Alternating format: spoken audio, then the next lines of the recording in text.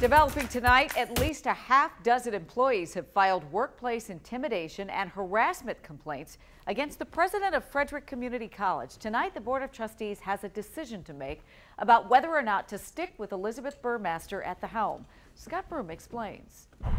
6,000 students here, but Frederick Community College, we may have a problem. I am grateful to all of you. President Elizabeth Burmaster appears in public to be a seasoned educational leader, calm, cool, and collected. Providing accessible post-secondary education.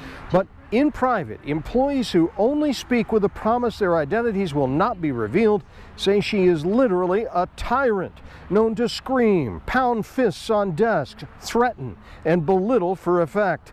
Some employees have complained of her allegedly bizarre demands for hugs, either before or after aggressive incidents of humiliation. On the record, the Faculty Association here has voted no confidence, and two other employee groups representing administrative and support staff have piled on, accusing her on the record of creating a hostile work environment. Employees are demanding an investigation while Burmaster is put on leave. At least 6 formal complaints have been filed. Lines of communication were blocked by the authoritarian leadership of the current administration. One of the few to speak openly is Professor Marshall Botkin, who read a letter to the Board of Trustees in a YouTube video he made while working overseas.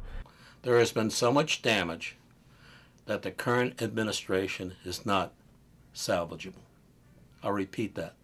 The current administration is not salvageable. Burmaster declined a request for an interview today. Her office issued a written statement, quote, "The President and the Board of Trustees are immensely proud of the achievements that have occurred at FCC during the past 4 years." She did not address the allegations against her.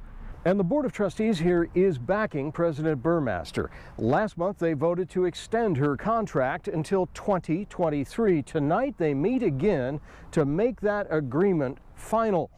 A lot of the employees will be here trying to convince them not to. In Frederick, Scott Broom, WUSA 9.